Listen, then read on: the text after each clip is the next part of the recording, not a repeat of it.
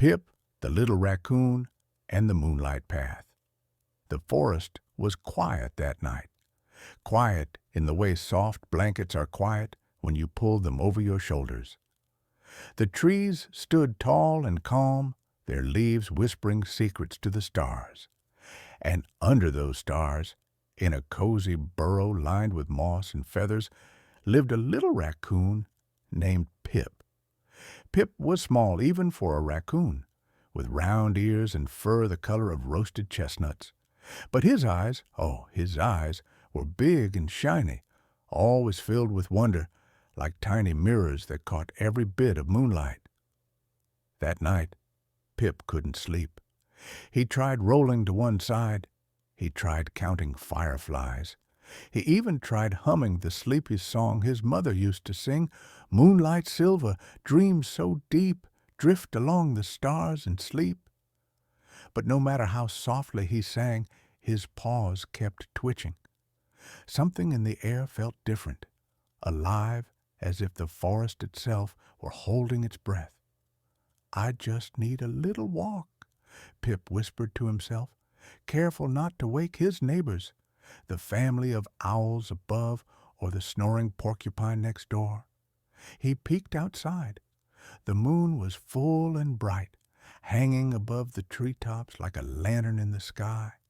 Its light spilled over everything, rocks, leaves, even the tiny mushrooms that glowed faintly blue. And then Pip saw it, a trail of silver sparkles, like a path made of moon dust, winding through the trees. "That wasn't there before," he said softly, tail flicking with curiosity. The start of the Moonlight Path. Pip padded forward, paws silent on the moss. Every step he took made the sparkles shimmer and dance, leading him deeper into the forest. The night air was cool and sweet. Crickets played their fiddles. Frogs croaked from a nearby pond, keeping rhythm like sleepy drummers. After a while, Pip came to a clearing where the path seemed to pause beside a pool of water.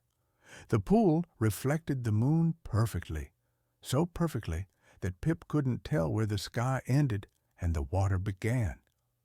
He bent close and whispered, "Hello, moon." To his surprise, the reflection blinked. "Hello, Pip," said a voice that was soft and silvery. Pip jumped back. You can talk?" The moon chuckled. "Only when the forest is quiet enough to listen. You followed my moonlight path, little one. Why aren't you asleep?" I couldn't," Pip admitted. "Something feels restless tonight. Like the stars are waiting for something." "Ah," said the moon, "you feel what I feel. Something has gone missing. My silver ribbon that ties the dreams of forest creatures to the stars, it's come loose. Without it, dreams might drift away before morning." Pip tilted his head. "That sounds bad. What happens if it stays loose?" "Then the dreams might never find their way back," said the moon. "No sweet visions, no morning peace, only tired hearts." Pip's fur bristled. "That can't happen. What can I do to help?" The moon shimmered brighter. "Follow the path. You'll find 3 helpers along the way. They will show you what you need to make the ribbon whole again." And with that, the reflection rippled and faded, leaving Pip staring at his own wide eyes. The first helper, Luma, the firefly.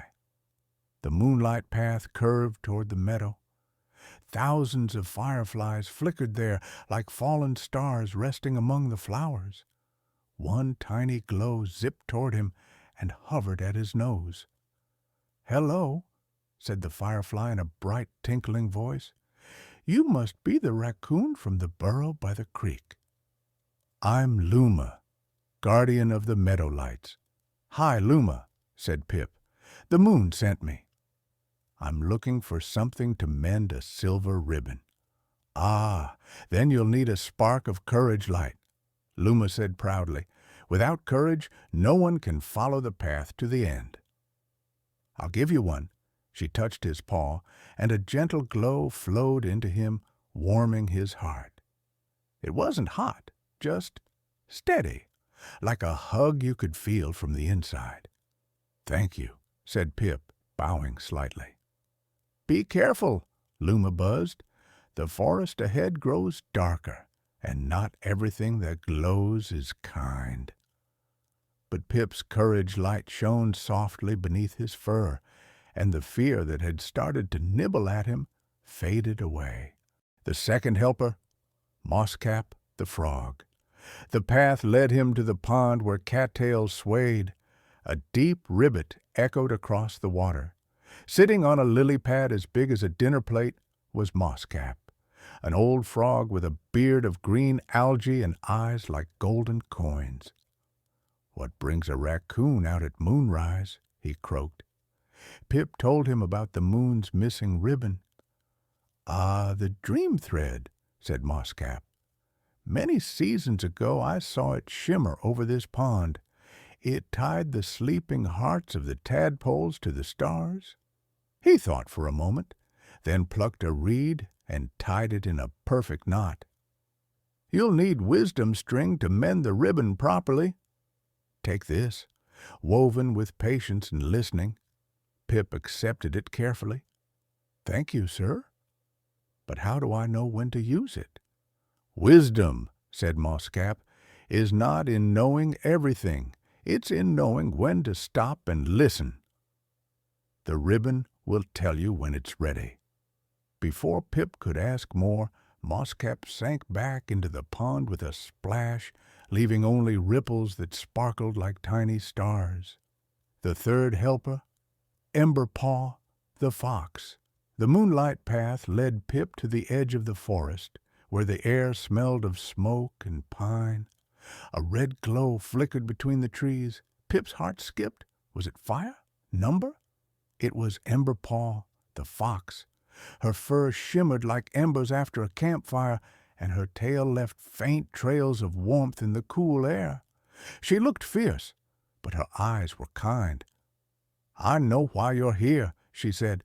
"The moon's ribbon is tangled on the Wind Hill, but it's guarded by a jealous shadow that feeds on fear." Pip swallowed. "A shadow?" "Yes," said Emberpaw. "It's made from forgotten dreams, those that were never loved or remembered. It wraps around the ribbon, keeping it trapped." Pip's courage flickered. "How can I fight a shadow?" "You don't," said Emberpaw gently. "You warm it. You show it kindness. Shadows fear light because they think they don't deserve it." She placed a glowing ember in his paw. "This is heart fire. It burns only for those who care. Use it when the time comes." Pip thanked her and continued up the path, clutching the ember close. The shadow on Wind Hill. At last, Pip reached Wind Hill. The grass swayed like ocean waves, and at its peak shimmered a silver ribbon, thin, fragile, and knotted around something dark. The shadow rose as he approached. It had no face, only swirling shapes that whispered things like, "You're too small, little raccoon. You can't fix this. You'll fail, and the dreams will fade." Pip's paws trembled. For a moment, he wanted to run. Then he felt the warm courage light in his chest, steady as Luma's glow. He took a deep breath. "Maybe I am small," he said, "but I'm not alone." The shadow hissed and lunged. Pip raised the heart-fire ember, and its light spread like sunrise over the hill. The darkness wavered. "I don't want to fight you," said Pip softly. "I think you're sad." The shadow froze. "I think you used to be a dream, too," he continued, "but maybe someone forgot you. That doesn't mean you should be lost forever." He held out the ember. For a heartbeat, nothing happened. Then the shadow's edges shimmered, turning from black to deep blue, and finally to clear silver smoke. It wrapped gently around Pip's paw and whispered, "Thank you," before drifting into the night sky. The ribbon was free, mending the ribbon. Pip knelt beside the silver thread. It sparkled weakly, as if tired from all the struggle. "Don't worry," Pip whispered. "I'll fix you." He tied the ends carefully, using Mosscap's wisdom string, humming his mother's song to keep his paws steady.